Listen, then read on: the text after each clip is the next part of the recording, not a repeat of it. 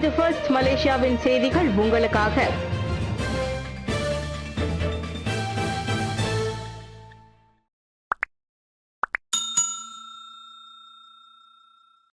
இன மத வெறுப்புணர்வை தூண்டுவதா? மிக கடுமையான நடவடிக்கை பாயும் பிரதமர் திட்டவட்டம். நாட்டின் இன மற்றும் மத பதற்றத்தை அதிகரிக்கும் செயலில் ஈடுபடுவோருக்கு எதிராக எவ்வளவு முடியுமோ அவ்வளவு கடுமையான நடவடிக்கைகள் எடுக்கப்படும். பிரதமர் டாக்டர் ஸ்ரீ அன்வார் இப்ராஹிம் அவ்வாறு எச்சரித்துள்ளார். தேசிய நல்லிணக்கம் பாதிக்கப்படாமல் இருக்க அது அவசியம் என்றார் அவர்.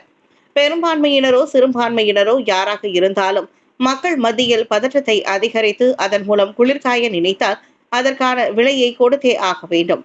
இது அமைச்சரவையின் முடிவு என பிரதமர் தெளிவுபடுத்தினர். முன்னதாக வேல்வேல் வீடியோ சர்ச்சையில் சிக்கிய ஏரா வானொலிக்கு மலேசிய தொடர்பு பல்லூடக ஆணையமான MCMC 2,50,000 ரிங்கெட் அபராதம் விதித்தது குறிப்பிடத்தக்கது. உரிமம் பறிக்கப்படுவதிலிருந்து தப்பித்தாலும் சற்று கடுமையான அபராதத்தை செலுத்த வேண்டிய நிலைக்கு ஏரா வானொலி ஆளாகியுள்ளது. AI இலவச பயிற்சி தமிழிலும் வழங்கப்படுகிறது. இலக்கவியல் அமைச்சர் கோபிந்த் சிங் டியோ தகவல். AI தொழில்நுட்ப துறையில் இந்தியர்கள் தங்களை வளப்படுத்திக் கொள்வதற்காக இலக்கவியல் அமைச்சு இலவசமாக சிறப்பு பயிற்சிகளை ஏற்பாடு செய்துள்ளது. தமிழ் மொழியிலும் அப்பயிற்சி வழங்கப்படுவதாக இலக்கவியல் அமைச்சர் கோபிந்த் சிங் டியோ தெரிவித்தார். தமிழ், ஆங்கிலம், மலாய், சீனம் என 4 மொழிகளில் பயிற்சி வழங்கப்படும். இதன் வழி மக்கள் இலக்கவியல் நுட்பவியல் அறிவை மேம்படுத்திக் கொள்ளலாம். ராக்கெட் டிஜிட்டல் என்ற செயலி வாயிலாக வீட்டில் இருந்தவாறே இந்த பயிற்சியில் இந்தியர்கள் கலந்து கொள்ளலாம் என கோபிந்த் சிங் சொன்னார். இணைய பாதுகாப்பு, செயற்கை நுண்ணறிவு அறிமுகம், செயற்கை நுண்ணறிவு தொழில்நுட்ப பயன்பாடு என 3 வகையான பயிற்சிகளை மலேசிய இலக்கவியல் கூட்டுறவு கழகம் வழங்குகிறது. பயிற்சியில் பங்கு கொள்வோருக்கு சான்றிதழும் வழங்கப்படும். சுங்கைப்பாக்கம் தமிழ் பள்ளி நிச்சயம் கட்டப்படும், வாக்குறுதி மாறாது, கல்வி அமைச்சர் உத்தரவாதம். பினாங்கு சுங்கைப்பாக்கம் தமிழ் பள்ளி கட்டுமானம் தொடர்பான தனது கடப்பாட்டை கல்வி அமைச்சு மறு உறுதிப்படுத்தியுள்ளது. என்ன நடந்தாலும் அந்த தமிழ் பள்ளி கட்டப்பட்டே ஆக வேண்டும். ஆனால் தற்போது பள்ளியின் நிலம் தொடர்பான வழக்கு நீதிமன்றத்தில் உள்ளது. வழக்கு சீக்கிரமே முடிவுக்கு வந்து தீர்ப்பு வரும் என தாம் எதிர்பார்ப்பதாக கல்வி அமைச்சர் ஃபட்லினா சிட்டே கூறினார். அதே சமயம் பள்ளி நிர்மாணிப்பு பணிகள் குறித்து நிதி அமைச்சுடன் தமது அமைச்சு கலந்தாய்வு நடத்தியிருப்பதாகவும் அவர் சொன்னார்.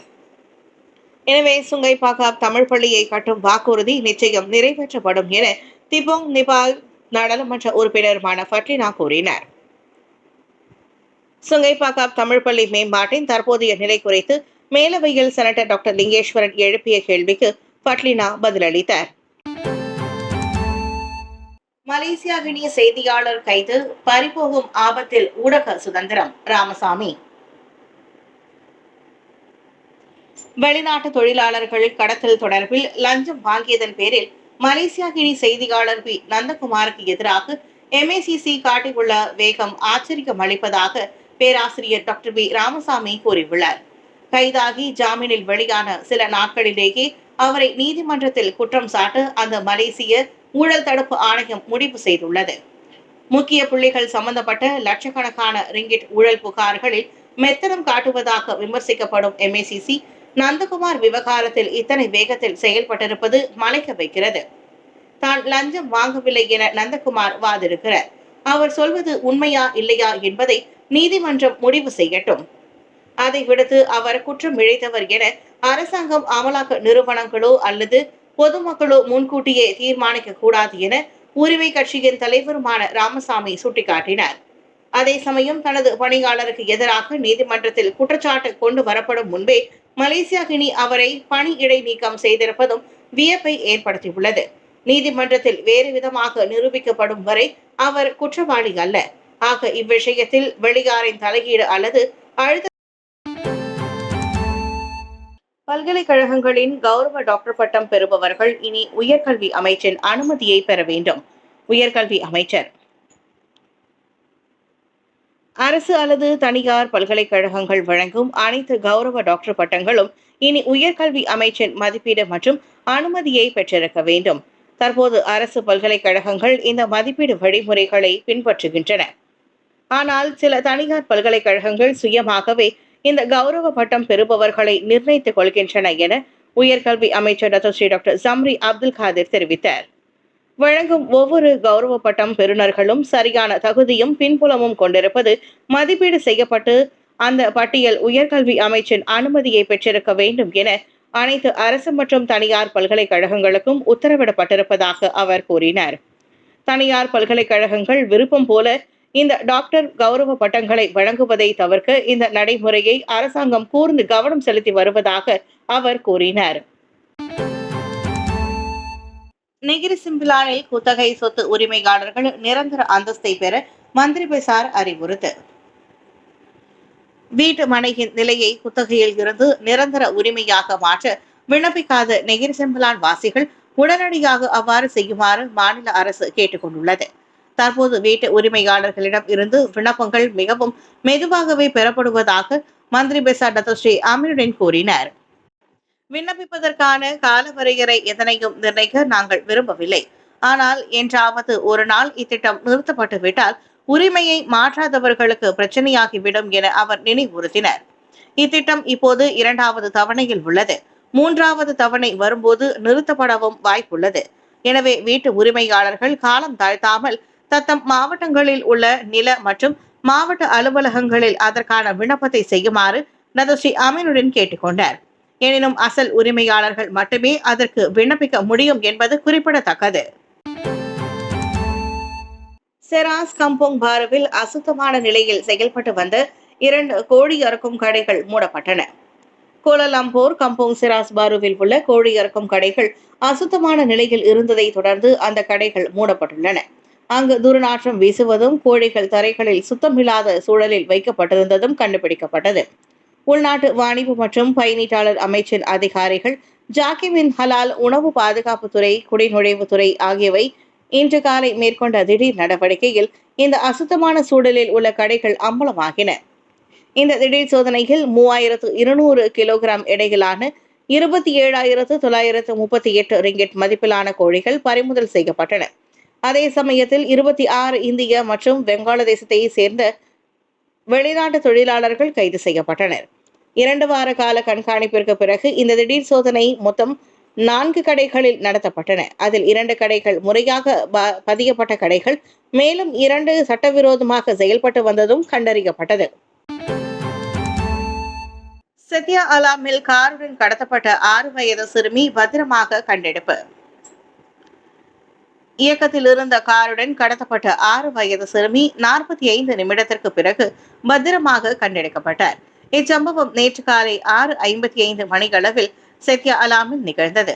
அச்சிறுமி தூங்கிக் கொண்டிருந்ததால் அவரின் தங்கையை அச்சிறுமியின் தாயார் பாலர் பள்ளிக்கு அனுப்ப வேண்டியிருந்த நிலையில் வேறு வழியின்றி பள்ளியின் முன்புறம் காரை இயக்கிய நிலையில் விட்டு சென்ற தாயார் திரும்பி வந்தபோது காரும் மகளும் காணாமல் போயிருந்தனர். அதனைத் தொடர்ந்து காலை மணி 7:06 அளவில் போலீசுக்கு தகவல் தெரிவிக்கப்பட்டு 7:45 மணியளவில் பொதுமக்களின் உதவியுடன் அந்த கார் கண்டெடுக்கப்பட்டது. சிறுமியும் காரும் கடத்தப்பட்ட இடத்திலிருந்து சுமார் 2 கிலோமீட்டரே தூரத்தில் ஒரு அடுக்குமாடி குடியிருப்பு பகுதியில் அந்த கார் இருப்பதாக தகவல் கிடைத்ததாக ஷாலாம் போலீஸ் தலைவர் முகமது இக்பால் இப்ராஹிம் தெரிவித்துள்ளார். தொடக்க கட்ட விசாரணையில் காரை திருடும் முயற்சிகள் சம்பந்தப்பட்ட ஆடவன் ஈடுபட்டதாகவும், ஆனால் காரில் குழந்தையின் அழுகையை சத்தம் கேட்டவுடனே பயந்து போன அவ்வாடவன் காரை அப்படியே விட்டு சென்றதாக போலீஸ் தரப்பு தெரிவித்துள்ளது. ஆனால் காரில் இருந்த அக்குழந்தையின் தாயாரின் பண்பை 2 கைபேசிகள், பணப்பை, 2 கைபேசிகள் என மொத்தம் 2000 ரிங்கெட் மதிப்பிலான பொருட்களை திருடி சென்றுள்ளான். இதனிடையே இச்சம்பவம் தொடர்பாக தெரிந்த பொதுமக்கள் போலீஸை தொடர்பு கொள்ளுமாறு கேட்டுக் கொள்ளப்படுகின்றனர். அயர்கூனிங் அசான் தொழுகை அழைப்பில் கட்டுப்பாடா? ஆடவரிடம் MCMC விசாரணை. தாபா அயர்கூனிங்கில் உள்ள பள்ளிவாசல் ஒன்றில் அசான் தொழுகை அழைப்பில் கட்டுப்பாடுகள் விதிக்கப்பட்டதாக ஃபேஸ்புக்கில் பதிவிட்ட ஆடவரிடம் மலேசிய தொடர்பு பல்லூடக ஆணையம் MCMC விசாரணை நடத்தியுள்ளது. 3R எனப்படும் இனம் மதம் ஆட்சியாளர்கள் குறித்து மார்ச் 9ஆம் தேதி தவறான செய்தியை பதிவேற்றியதற்காக 47 வயது அந்நபரிடம் தைப்பிங்கில் வாக்குமூலம் பதிவு செய்யப்பட்டது. தடயவியல் சோதனைக்காக அவரின் கைபேசியும் சிம் அட்டையும் பறிமுதல் செய்யப்பட்டன. அதிகபட்சம் 5 லட்சம் ரிங்கிட் அபராதம் மற்றும் 2 ஆண்டுகள் சிறை தண்டனை விதிக்க வகை செய்யும் திருத்தப்பட்ட தொடர்பு பல்லூடக சட்டத்தின் கீழ் அவ்வாடவர் விசாரிக்கப்படுகிறார். ஸ்ரீ அன்வார் இப்ராஹிம் பிரதமராக வந்ததிலிருந்து அந்த பள்ளிவாசலில் அசான் தொழுகைக்கு ஒளிபெருக்கி பயன்படுத்தப்படுவதில்லை என அந்நபர் சர்ச்சைக்குரிய வகையில் பதிவேற்றியிருந்தார். அது ஓர் அடிப்படையற்ற குற்றச்சாட்டு என்றும் ஒவ்வொரு தேர்தல் காலத்திலும் இதுபோல் அவதூறுகள் பரப்பப்படுவது வழக்கம்தான் என்றும் பிரதமரின் மூத்த பத்திரிகை செயலாளர் துங்கு நஸ்ருல் அஃபைடா முன்னதாக குறிப்பிட்டிருந்தார். கெபோங் ஜிங்சாங்கில் பொது விளையாட்டு பூங்காவில் தீ வைக்கப்பட்டு சேதாரம். டிபிகேயில் விசாரணை. கெபோங் ஜாலான் ஜிங்ஜாங் பாருவில் அமைந்துள்ள ஒரு பொது விளையாட்டு பூங்காவில் தீ வைக்கப்பட்டு நடத்தப்பட்ட பொது சொத்து சேதாரத்தை தொடர்ந்து கோலாலம்பூர் மாநகர் மன்றமான டிபிகேயில் விசாரணையை தொடங்கியுள்ளது. சேதாரத்தை ஏற்படுத்தும் நோக்கில் நடத்தப்பட்ட தாக்குதலில் அந்த பூங்காவின் விளையாட்டு மைதானம் கடுமையாக சேதமடைந்துள்ளது. இதனால் ஏற்பட்ட இழப்பு 1 லட்சம் ரிங்கிட் என கணிக்கப்பட்டுள்ளது. இந்த பொறுப்பற்ற செயலை யார் செய்தார் என்ற விவரம் இன்னும் கண்டறியப்படவில்லை. இதனிடையே பொதுமக்களின் பாதுகாப்பிற்கு பங்கம் விளைவிக்கும் பொறுப்பில்லாத இந்த செயலை கடுமையாக சாடி உள்ளது டிபிகேஎல்.